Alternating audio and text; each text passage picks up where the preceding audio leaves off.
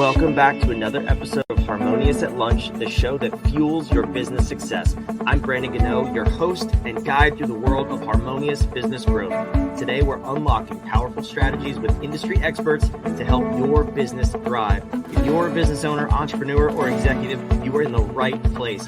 Join me and our incredible guests today on the journey to clarity, growth, and success. It is time to revolutionize your approach to business. Let's dive in with another episode of Harmonious at Lunch. Welcome back into some more bite-sized business advice. In today's episode, personally, one of my favorite topics is kind of outside of business. It's the personal, physical health side of things.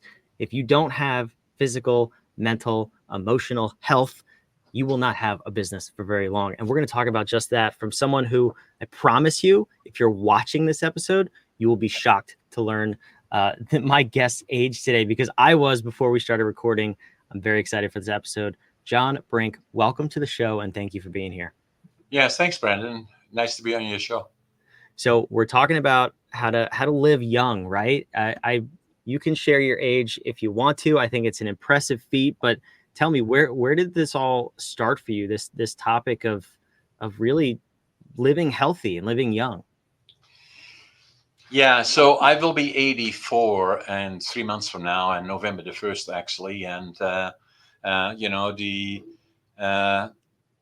everybody gets a shock in life at some point where all of a sudden something happens that makes you realize that you have to kind of look at what you're doing physically, mentally, and emotionally, all those things around you. And for me, that was in 2008 when I got a case of diverticulitis that breached my colon, which meant that within 48 hours I had to have it fixed. Otherwise, it could be very, very serious. It affects all your organs and healthy organs. And so I came that close, to not making it. And then from up to that point, what I had done, what most people do, is at the end of the year, you make these commitments. I'm going to do this, that, and the other thing, and I'm going to buy a membership to the gym. And and then 2 weeks later, you find 100 reasons as why you're too busy to go to the gym. And so for me, it meant that at that point, now nearly 15 years ago, I had to take it more serious in terms of my wife is vegetarian, and I didn't listen I was okay, but I didn't listen quite as well as I should. I do now, though, and I'm a vegan. And, so I started to get myself a trainer and started in a serious way training, going to the gym and staying physically active, look at my diet, mainly plant-based, and start looking at those important parts of life and how vulnerable it all is if you're not doing the right thing. And your body is very forgiving, but only up to a certain extent. And if you don't work with it, then at some point it's going to throw in the towel and say, hey, this is the way you want to live. That's for you, how you will live.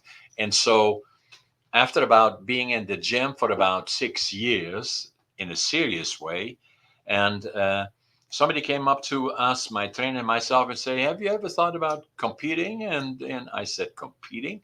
Me? And he said, yeah. And so I started looking at that. I liked that. And I started working on competing and started competing bodybuilding and physique in Northern British Columbia. Came in second bodybuilding, third in physique. That placed me for the provincials. Came in third physique, second bodybuilding. And that qualified me for the nationals and the Arnolds. And well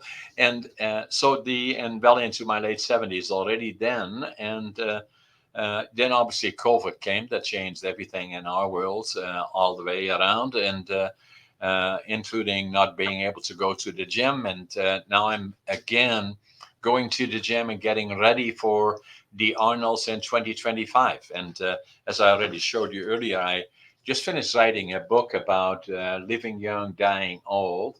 And that's a picture of me on the cover there. I'm now the oldest competitive bodybuilder in North America. And I'm going to go to the Arnolds. I tried to get Arnold on my podcast, And I've asked him several times, but he's still not showing up. But I will get him here. And I say to him, I'll be back.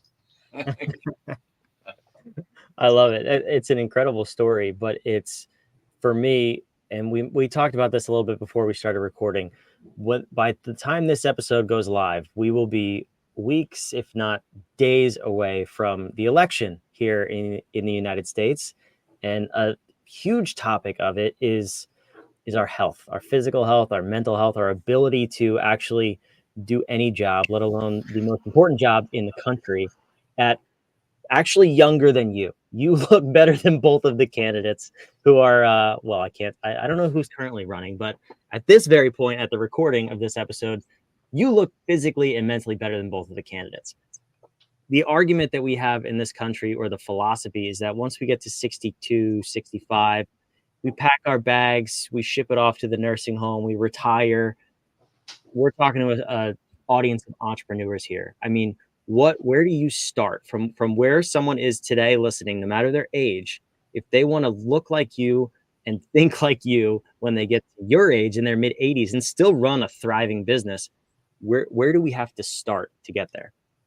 First, be aware of that your body extremely forgiving, but you have to think about sunshine, sleep, diet, exercise, friends, which means social interaction, being active in a group. And those things are important to me. And that does not mean that you have to become an Olympian or a bodybuilder, but at least start with exercise. Even if you go walk every day for about 20 minutes, half an hour, and keep doing that. And then gradually you will start feeling better mentally, physically, and then at the same time stay active, socially active, in terms of don't get stuck to the TVs, but do other things, like in my case, very active in podcasting and doing all kinds of other things, public speaking, writing books. All of those things are very, very active. It keeps your mind active, and at the same time, diet to me is important. So I'm mainly plant based. Amazingly, I do all the shopping for my wife and myself. And if I go to a store, I go to the outside of the store where the healthy foods are, not the center lines where uh, uh, the prepared and I don't know what is all in it kind of foods are. So I stay away from that. And then at the same time, in my case, I go training. And then the other part that I do, Brandon, is I usually get up at 5:30 every morning. I always make my bed. I always think I'm late, and then I enjoy the day. And obviously I'm very, very active, do a lot of things, and I love it.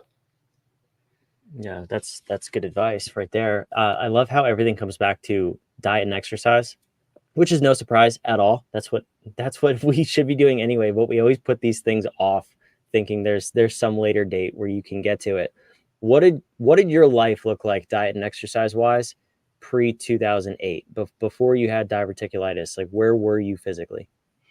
Well, I was overweight, and I was not eating as healthy as I could have, and obviously, my wife, I was a benefit. She's very proactive in understanding, health and fitness, and so. But I was not healthy, and I was physically not as active as I should be and could be, and so it changed everything then, and so. Now today, especially if I listen to television lines, and North America is all in a lot of ways one, be it very similar than our friends in the U.S. are, and be watching each other uh, primarily from here, the U.S. likely, and hearing the thing about the elections. And there are two candidates running, I believe, in the two different groups, and I'm not really getting involved in politics in the U.S., but I know the one is 79 and the other is 81, and they are saying at least the one is too old and the other one appears not to be. And I'm what are you telling me? 79, 81. To me, they are both fitting in the category. If you, they should not have to be. I say age, and that's the point that I'm making, should be no issue. Let the other things be the issue. And what I have over many others is experience. And then, I've seen it all, I've done it all, and obviously I've been quite successful in all my companies that I have, about 10 of them. And then I write books. I have written 4. I'm working on 2 other ones. One comes out next April, one other one, in September. And then 2025, I'm obviously working towards the Arnolds in 2025. And then, so that's kind of what I do. I'm curious about that too, because it sounds like, particularly right now, you have things you're working towards, books coming out in the future, you're competing in the future. How much of that was present over the course of your life and your career that you had something you were working towards that kept you motivated? Because on the flip side of that, I talk to a lot of people, clients, and just people in general, that they just wake up and go about their day. They're not working towards anything. What's been the benefit of that for you? From a very early age, Brendan, I always had looking forward as to what I wanted to do. I was born in November the 1st, 1940, just at the war already had started for a while in Europe, and we were living on our own in northeastern Holland. My dad was called into the Dutch army.